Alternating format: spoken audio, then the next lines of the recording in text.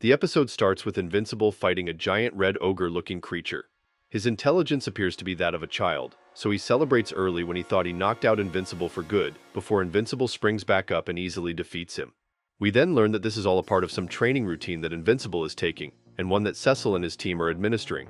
Invincible makes sure the giant is okay after the bout, and Cecil assures the parents of the child giant that they will find a cure for their son, before thanking them for cooperating to train Invincible. Invincible then goes through multiple levels of training that aim to refine his powers, from flying to the moon and back to test out his super speed, to lifting absolutely humongous objects like the literal biggest iceberg on Earth to test out his newfound strength. Invincible aces all of his tests, and Cecil is more than happy with his progress.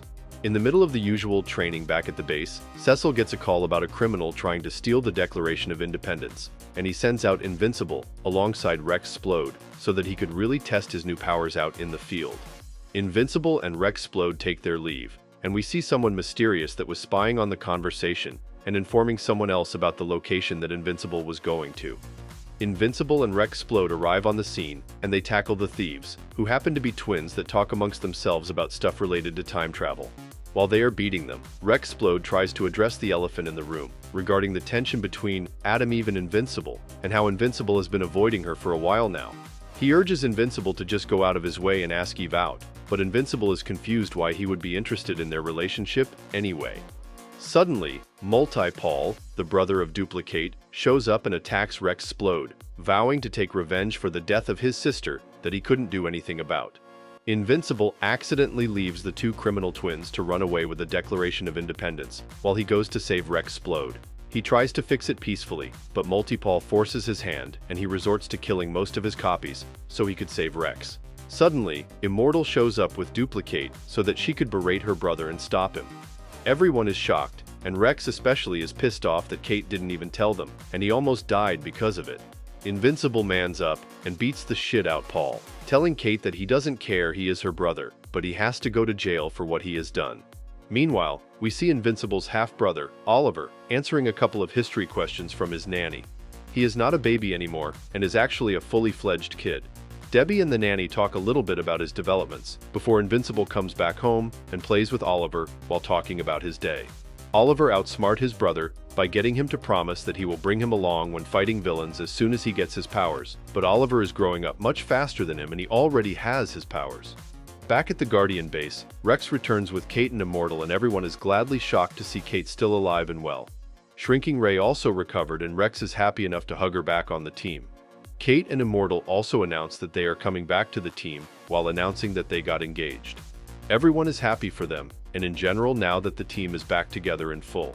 Donald shows Cecil some strange and unexplainable phenomenon happening underground at major US cities, but he can't form a coherent connection yet. Cecil tells him to come back when there are more concrete things, and Donald shows one last thing: Oliver getting his powers and flying with Invincible earlier, and now Cecil's interest is piqued. Meanwhile, Invincible and his mother have a talk about Oliver keeping his powers a secret. Debbie is afraid he might hurt himself or someone else by accident, and Invincible convinces her that Oliver promised him that he would not use his powers until he was ready. Invincible then goes to a guy's night out with his best friend William and his boyfriend, and he tells them about the words of future Adam Eve, and maybe get their advice on how to proceed. They both agree he should just invite Eve on a date and see where it goes, but without mentioning the time travel shenanigans. Invincible goes to Adam Eve's place and hovers just above it while contemplating his next move. Eve immediately calls him out and asks him to come in. Meanwhile, Oliver apologizes for keeping his powers a secret from Debbie, and she tells him it is all right before Cecil suddenly shows up right at their door and introduces himself to Oliver. Invincible, on the other hand, has a small talk with Eve and then awkwardly asks her out on a date while she is looking all amused. Cecil also has a small talk with Debbie, but not about dating. It is about Debbie not immediately informing him about Oliver's powers and how they need to trust each other more. Debbie brushes off her concerns because she cares about her family first. Our perspective is then transported to the Guardians base and the jail that holds Dr. Seismic. We see Seismic going through the motions and actually opening up holes all over the US, with one of them allowing subterranean creatures to snatch Splode away after he just got out of the shower.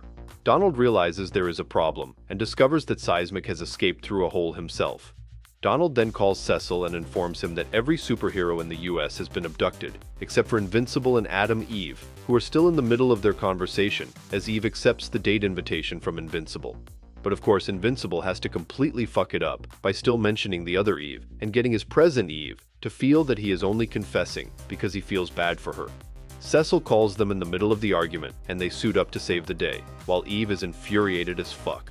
Back at Invincible's home, Oliver tries to sneak out wearing a disguise, but Debbie catches him in the act. Underground, Seismic is giving his usual bullshit speech about how all the superheroes are fascists and how he is going to rid the planet of these capitalist monsters. The heroes try their best to break free, but to no avail. Seismic then prepares to finally kill all the heroes after humiliating them, but Adam, Eve, and Invincible immediately crash his party. They are impressed by Seismic upping his game, but Seismic is not amused by their presence, so he calls upon his lava and insect monster friends, and they attack Invincible and Adam Eve. Meanwhile, Debbie has a talk with Oliver about him trying to sneak out and keeping things from her again. She forgives him and promises him that Invincible will train him to become a superhero just like him, if he promises there will be no secrets between them. Oliver is so happy as he promises her. Back to the underground, Invincible and Adam Eve are having major troubles putting Seismic monster friends away, while also trying to free the other heroes. Eve tries to go alone while Invincible is holding the monsters off, but Seismic ambushes her and knocks her out, so his lava monsters can finish her off. Invincible sees what is happening, but is too busy dealing with a giant fucking centipede trying to rip his guts apart. Invincible gets knocked out by Seismic as well, and then put in a pod with Adam Eve just like all the other heroes.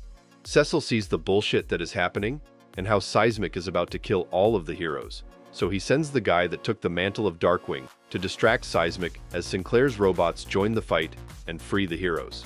Invincible is shocked at what he is seeing, and even attacks the Sinclair bot that frees him and Eve. Seismic tries fighting back, but the heroes defeat him, and Darkwing takes Seismic to the Shadowverse.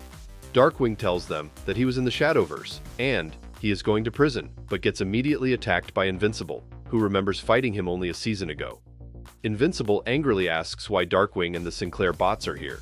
Everyone tries to calm Invincible down, but he is too worked up about Cecil betraying his trust, and so he flies away to confront him, but not before apologizing to Eve for what he did earlier, as she tries to stop him from doing anything reckless. Invincible goes and meets with Cecil. They fight about what Cecil has done with Darkwing and Sinclair, while Cecil is trying his best to get Invincible to understand his perspective. Invincible is not convinced, however, and Cecil takes him to a white room filled with Sinclair's robots so that they can protect him from Invincible's rage. Meanwhile, Alan the Allies is still trying to convince Omni-Man to join him in escaping the Viltrumite prison, but Omni-Man is stubborn even after Alan proved he is strong enough to withstand the Viramite experimenting on him. The first episode of Season 3, and it is already looking really promising. Invincible is clearly a dumbass for what he said to Eve, but I really like his character growth. He feels like an actual adult with conviction and personal morals that will even pit him against Cecil. I am also looking forward to Oliver's bigger role this season as a superhero, looking up to his older brother. This brings us to the end of today's video. Don't forget to leave a like and subscribe to our channel to get more videos like this one. Your support helps us grow. And tell me, what do you think of this season premiere? Do you think Oliver is going to be even stronger than his brother? Let me know in the comments below. I read all of them. And if you're watching till now, thank you. I'll see you in another video soon.